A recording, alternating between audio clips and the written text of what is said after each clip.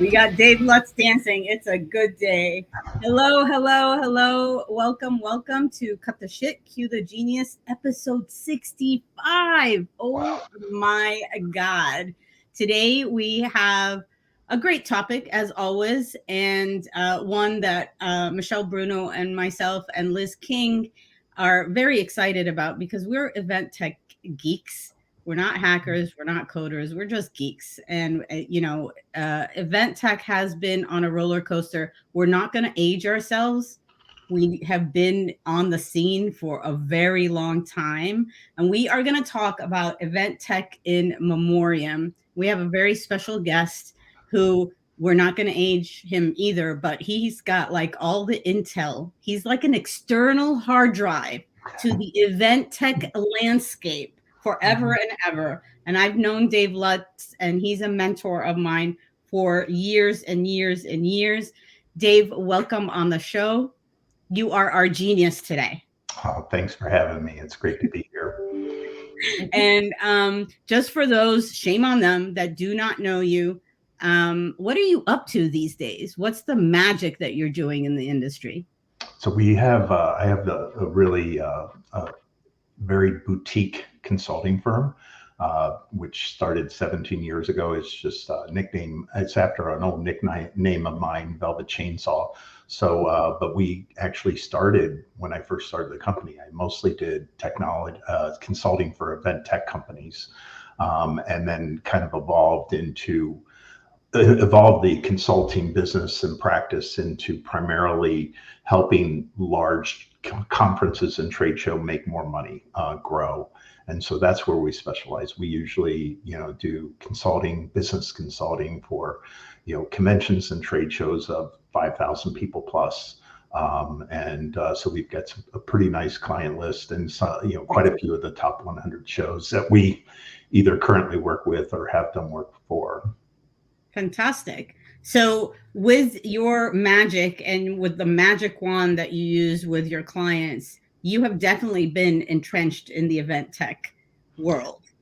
Yeah, no doubt. We still dabble in event technology consulting just because of my background, and also one of our team members, David Beckett, used to run registration and housing for what's now Merits, as well as EventCore.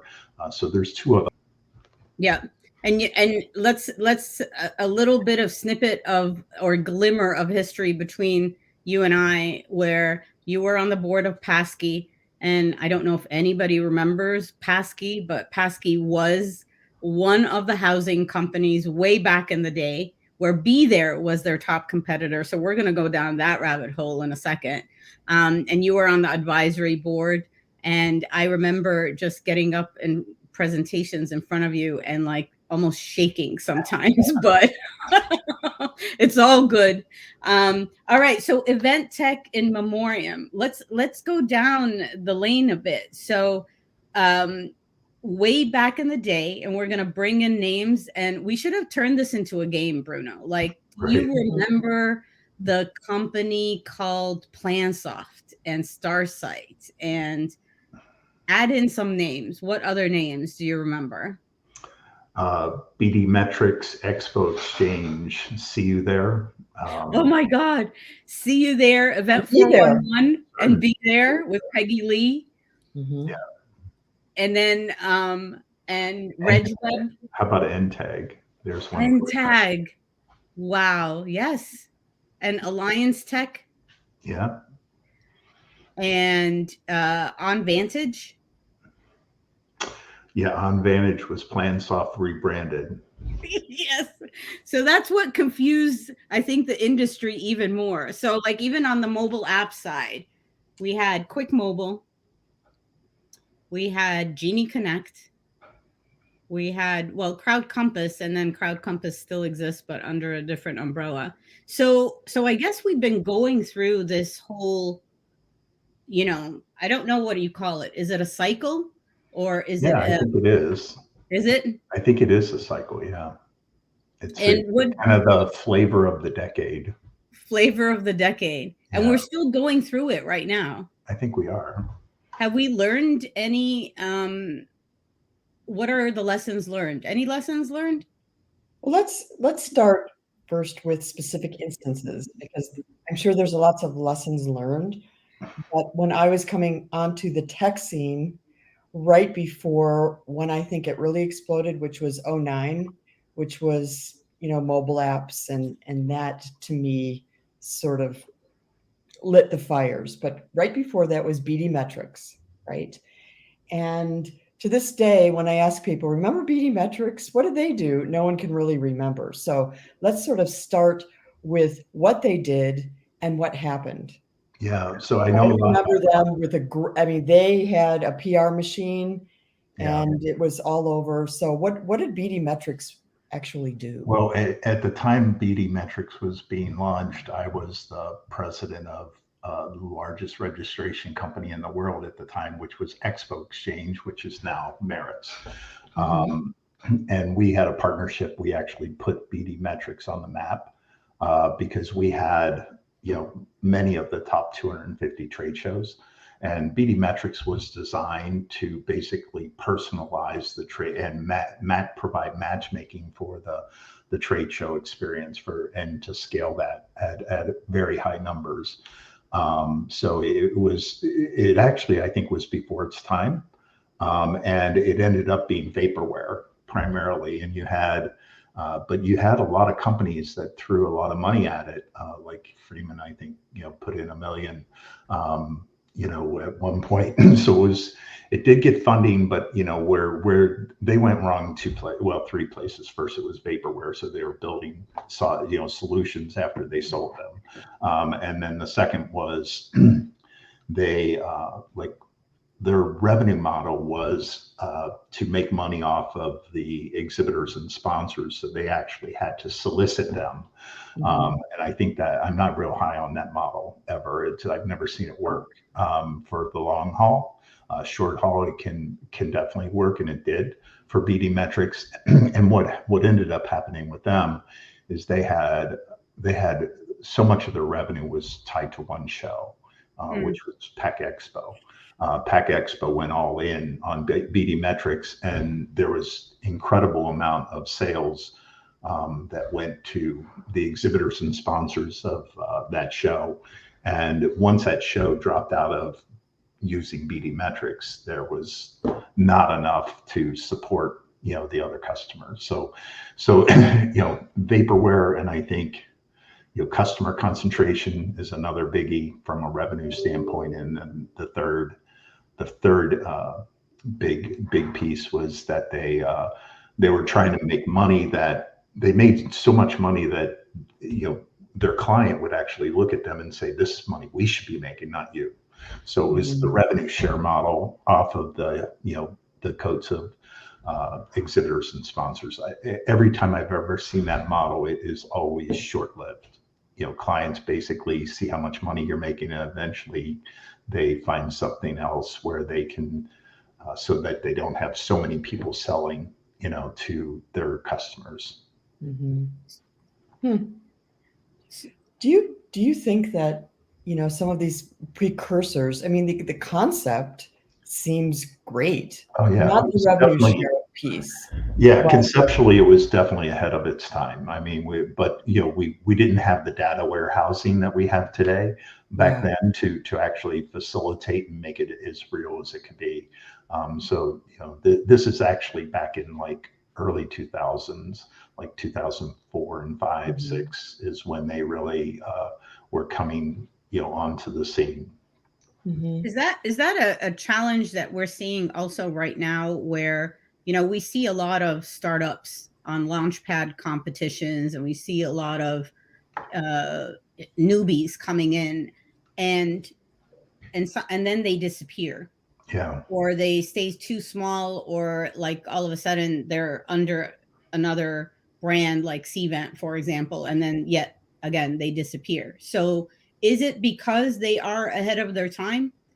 And so how do we fix, is it something that we need to fix, or is it something where the education that we're giving the organizers and the marketers and the producers of events, that education of technology faster, quicker, etc., or more customized, personalized to them, not like a Pack Expo kind of example, but like in general, like, or do we just leave it, or do we tell the tech, hang on for a hot second, and hot second could be a couple of years. What is this?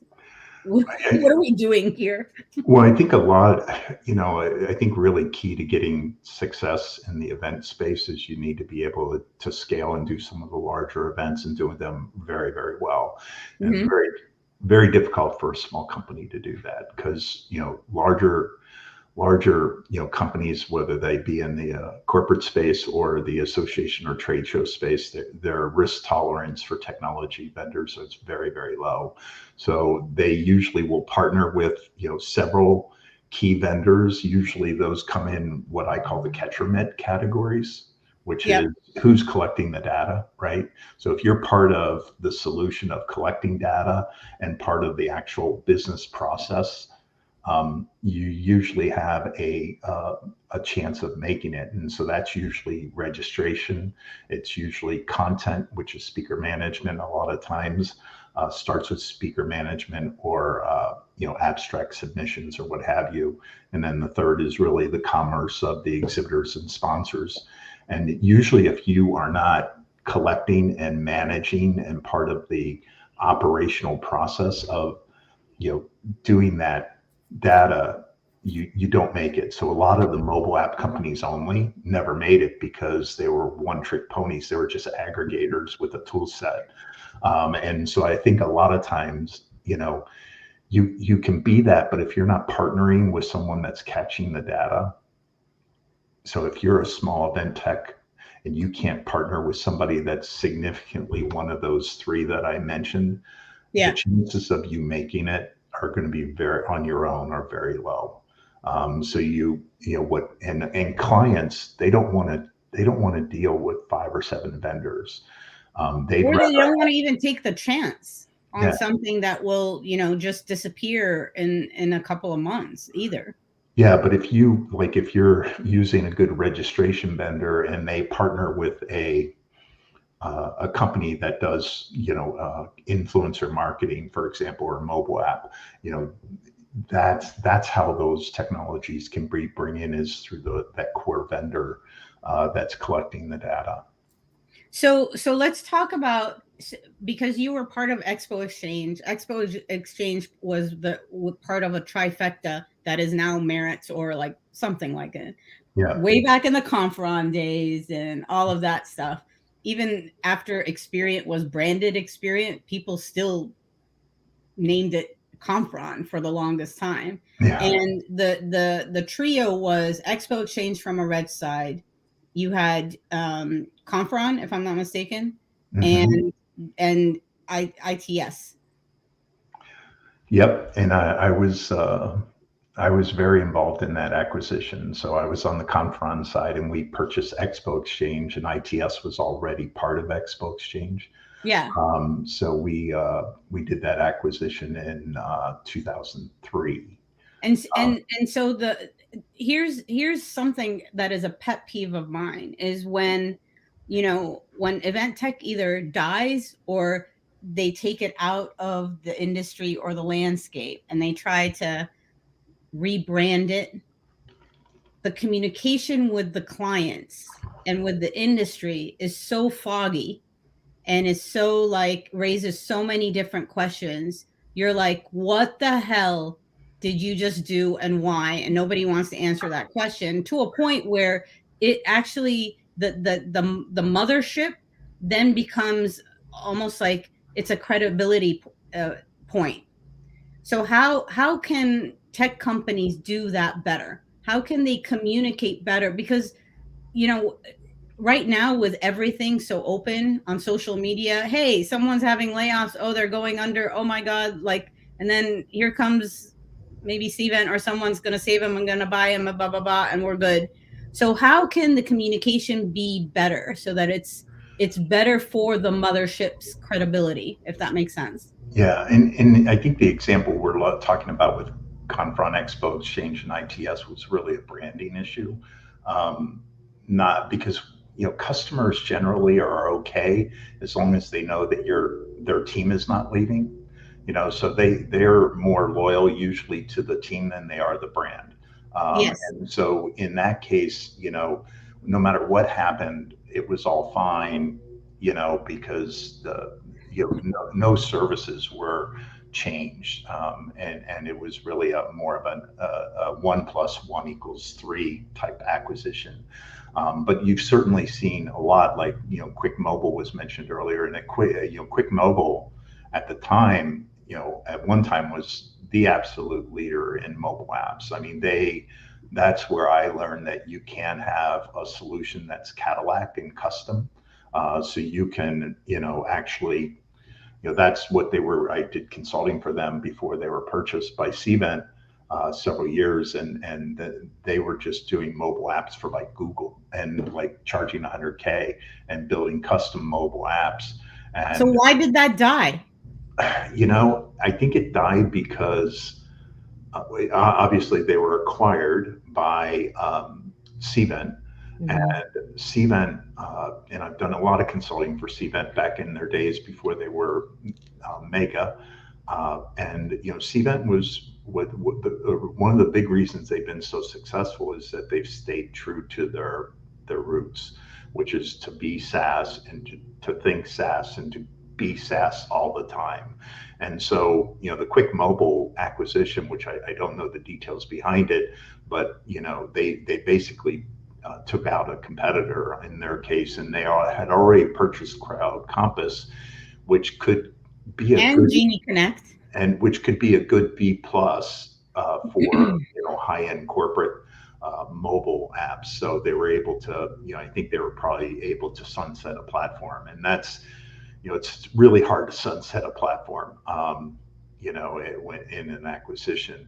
But I'm pretty certain that Cvent, because they have stayed true to their roots of SaaS, is more capable of doing it than most. So is it true then to say that event tech companies, they die because of taking them out of the marketplace or buying their client list or just having them disappear? So what does that do for us going forward, for the consumers, for the planners? It turns into a monopoly of some kind. It turns into that, that there won't be enough diversity in technology, and you will have to just go by the 2 or 3 solutions that are in front of you. Or am I wrong? I feel like we're in the mobile, like T-Mobile versus Sprint versus Verizon, AT&T kind of landscape. I think we're entering the part of the program where we discuss capitalism in general. Well, competition. There's no question that, like, when you get into the acquisition side, and I've been involved in quite a few tech acquisitions, either both failed and successful. What's really interesting is you do need both worlds. You need a world, you need a SaaS world, and you also need a high touch, high custom service world. There is room for both of those, but rarely when you put them together do they work well together. And then valuations on a company that is doing services or lots of customization, the valuation is going to be much lower than the SaaS valuation, because SaaS valuations will be multiples of revenue versus service company valuations are multiples of profit. So there's no question that there's a lot of people get those two confused because they see a tech company, but there's half of the revenues actually coming from services.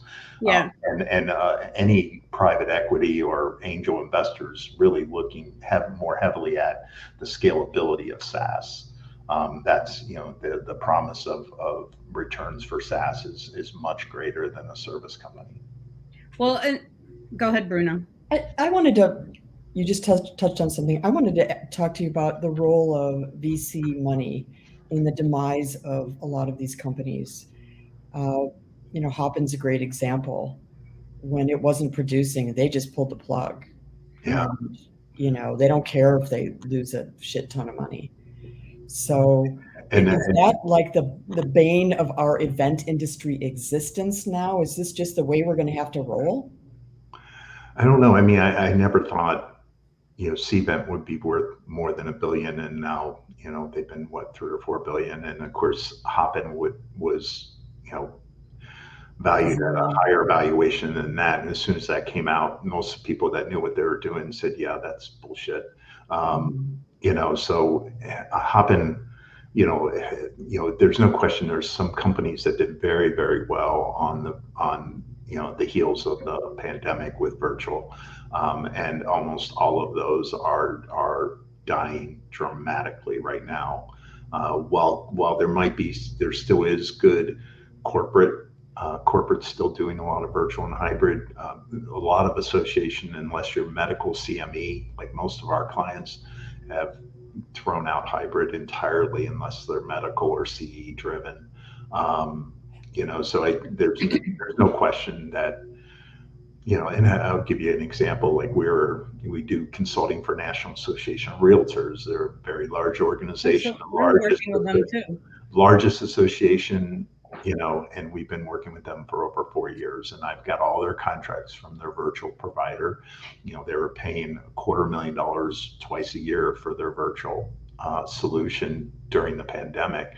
They now pay nothing, and because they're not doing it anymore. So, and Freeman, I know, had a big, like Freeman was one of the providers, and they did really well during the pandemic, and their platform's been sunsetted. So there, it's just, and companies, obviously Hopin, rode that wave, and but that wave crash landed. But it makes me sad because we are an industry of innovation. We're an industry of, our professionals are super creative in taking detours and trying to change it up as much as possible, which we are, and yet we stand in our own way of making the change. And it was apparent that during the Corona coaster, all of a sudden, most of these tech companies, they shifted in order to do virtual or to create services that were needed at the moment. And yet I also feel that post-Corona coaster, they never shifted another direction. Right. So it's almost as if, are they tired? Are they just wanting to play the acquisition game? Are they not wanting to think of strategic mergers? I mean, it's almost as if some of them are giving up already, and it was I don't know. It's a very, very strange time. I feel like the tech landscape is, there's no innovation in it as much as it should be, or as it was. Maybe I'm being. Yeah, I mean, I think the companies that were doing well before the pandemic, generally a good number of them did not do well during the pandemic, versus the companies that were, non-existent, seized the opportunity of the pandemic, had a fizzle out. They had a great 2-year reign, of they were blessed for 2 years. And so the tech companies. So Dave, let's have you give like 3 or 5 pieces of advice for tech companies so they don't die in 2024. Yeah. What are those 4 or 5 pieces of advice? Like, yeah, I mean, you're never, especially if you're a startup, you're not going to win the race to the bottom. So, if you're trying to do, ticketing solutions or things like that, that's so commoditized, it is a race to the bottom. Or if you're doing freemium off options, you're probably doing the wrong thing. We've seen that work many years ago with some companies just to get some initial, but that's not going to work today in today's market. I think really the key is just developing something that is ahead of its time and latching on to a larger company that can help you quickly expand that. Because it's very difficult to, the organizations that'll pay you well to do for something great are primarily larger, and they're primarily their most high profile events.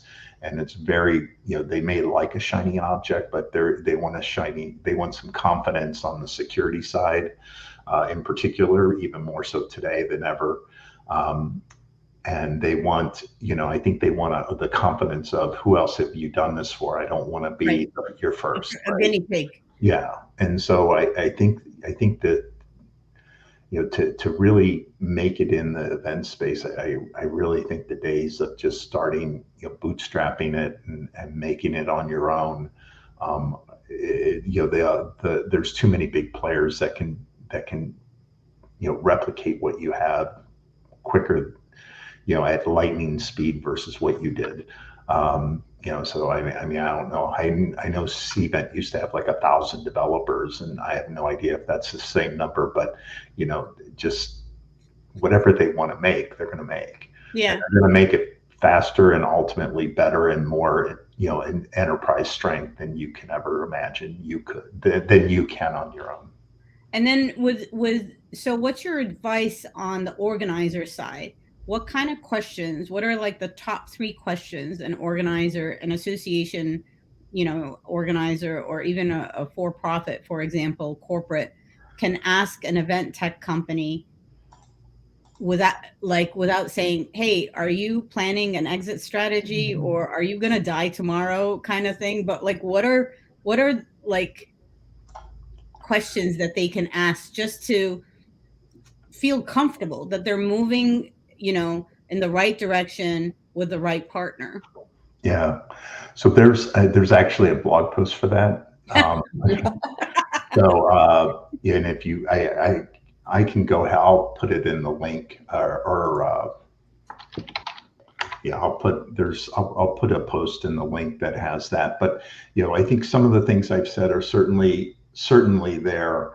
I think the other thing is that, when we're making recommendations to our clients, which are more industrial strength enterprise type clients, any decision that they're making, for primary tech, is a longer term decision where they need to really look at the total cost of ownership for several years. And so, I think that's really, really key, is that, we just don't see that many associations, or trade shows that are taking big risk on the tech side at all. Are you seeing any that are buying technology? No. I mean, they're buying, they're subscribed, they'll get their AMS. But they're not buying any like tech companies that potentially can do custom built for them or something like that.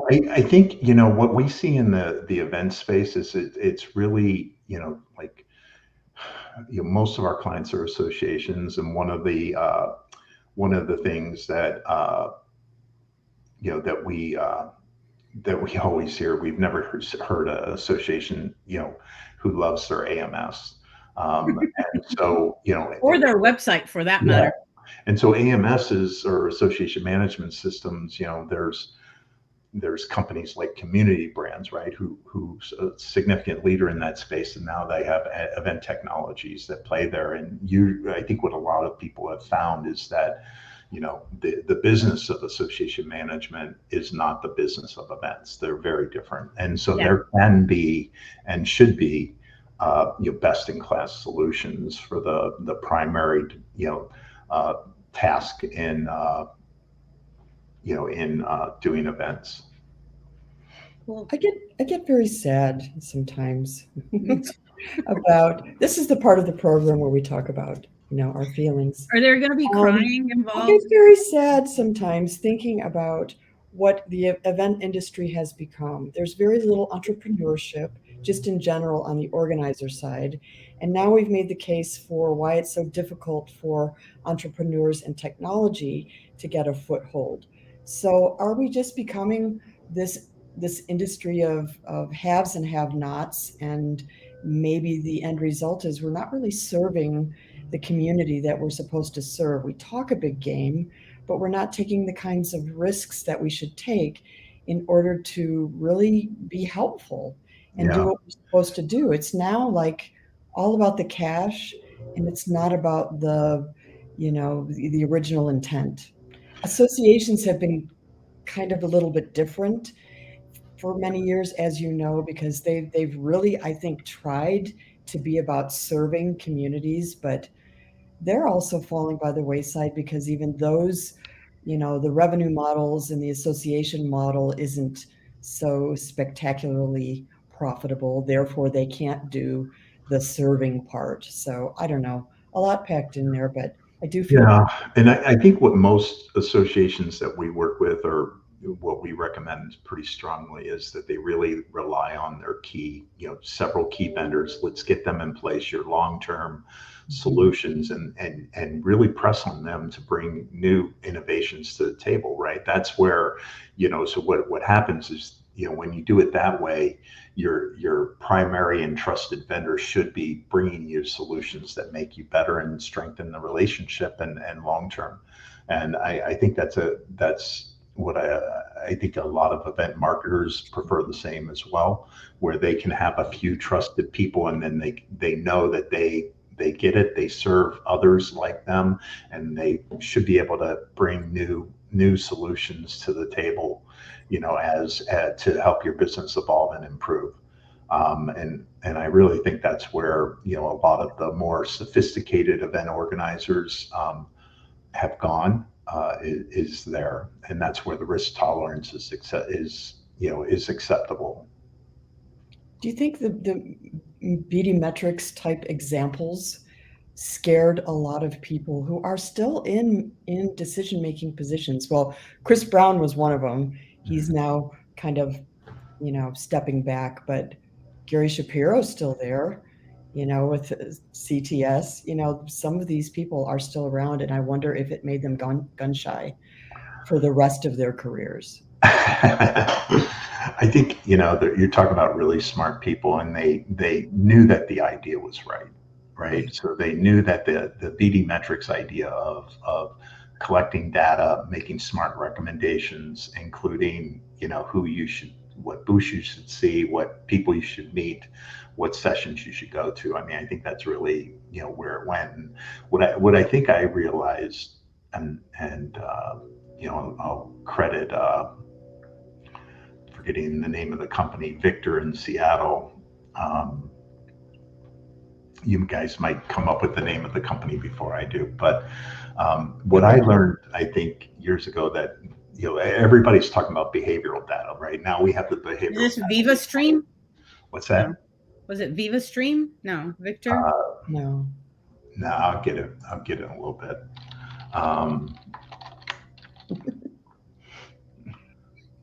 But anyway, what I've come to rely on and believe is that, behavioral data, of course, is critical, but there's, what he taught me is that there's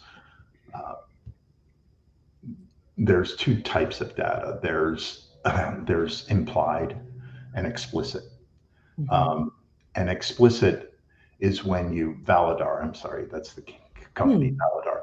So there's two types of behavioral conditions. There's David Beckett. Ding, ding, ding. Beckett, you're showing your age, babe. You're showing your age. Oh, did he? You can't see it. Yeah, he came through with Validar.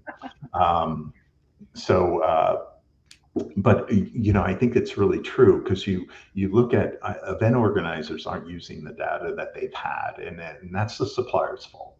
So if you think about it, for 10, 15 years now, we've been favoriting what exhibitors we're going to see. We've been favoring what sessions we're going to go to. We do session evaluations in our mobile app.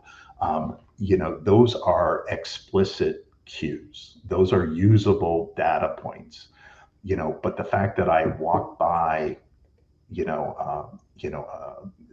walk by a booth, or I once looked at a web page. Those are implicit cues and are very, very, I believe, not valuable, and shouldn't be scored. And so we need to do a much better job in the events. I think organizers or event technology companies need to help their clients identify that explicit behavior versus the implicit, and let's start there, and let's get really good at measuring that and taking action and making decisions. Every large association trade show wants that. They all want the data, and they have the data, but they're not getting it in a useful manner. And we get the reports of, oh, here's your all the data from of who entered the exhibit hall and did this and dwell time, and it's all bullshit. And you can't, it's not actionable. So I think choose smart data points and measure them very well, and help people be able to make decisions off of that. So last question before we head out to the long weekend and think about all the event tech. We have a little something to share too. But last question is, Dave, do you think that more event tech companies are going to disappear? Let's use that word instead of die, even though it's Halloween soon. I think there will. I think they will. I think it's, for a long time we were very very distributed, I think, on the event tech space, and there has been a lot of roll up and necessary roll up. And I think with that, it's going to be tougher for smaller companies to break in, for sure. So I think it's going to be less fragmented moving forward, for sure. And obviously you're getting, companies that are buying, companies pennies on the dollars right now because, they got killed during the pandemic. And, if you're a large registration company, doing big trade shows, associations, or corporate events, it was a really tough to make money. Or if you were a housing company, for example, like our old gigs with On Peak or Passkey, it's that business totally, the On Peak business totally dried up during the pandemic, but now look at them, they've come back strong as ever. But they had to go through 18 months of just a horrific time, and many of these companies had to lay off 70% or more of their employees, and they're rebuilding. But their tech sound, and there's not a lot of companies that can handle the larger events and handle them well. Perfect. Well, I'm gonna add this. I'm gonna see if I can. I don't know if you guys can see this. This is 2016. I don't know if we can zoom in. Can we zoom in? Not sure how. Full screen layout, maybe. There we go. Do you guys remember any of these names? What do we have here? Well, I'm looking at the purple area, primarily the software area, because hardware never is the way to go. That's never the answer, is hardware. So NTAG, I think, prove that you don't come up with a new widget. You basically now need to develop a solution that can be mobilized. So there's a lot of the companies up in the software that are now part of Cvent or Stova. You got eTouches, you got Eventsair is still around. You have Hub part of Notified. And certain is still in stealth mode. I mean, they've stuck to their journey and niche as well. Lanyon, Hub is Notified. So this is interesting. There's not. I think the only brand that's still, Bizzabo and Cvent and Certain, right? Those are the only three up in that box, or primary three. And Eventbrite. But all good. Awesome. So this was funner than a funeral, although in my family, like we're half of us are Polish, so it was always, when I was growing up, it's like, how was the funeral? How did she look? Yeah. Who did you meet? What's going on? It's more of a like social thing. So I like to think of this little gathering as more social than to talk about demise. Well, I also think that, with all the companies that we've mentioned, they've taught us lessons, right? And actually people still remember them. And I think they remember them exactly what you said, Dave. They remember them for the people. Yeah. We remember Thackeray, for example, with See You There, and we remember the personalities, if you will, and those were the ones that we sought after, at the shows and everything. So, I miss that more than I miss the platform or Well, the food. here's another metaphor. We like to think of our ex-husbands as stepping stones. Some of these technology precursors were like, it only led to something better. The Yeah. parts went off into the universe and they became something better. They were, Now they're meteors. Yeah, so it's another thing. This is the time in the show when we talk about our Perfect. Dave, next. thank you so much for joining us.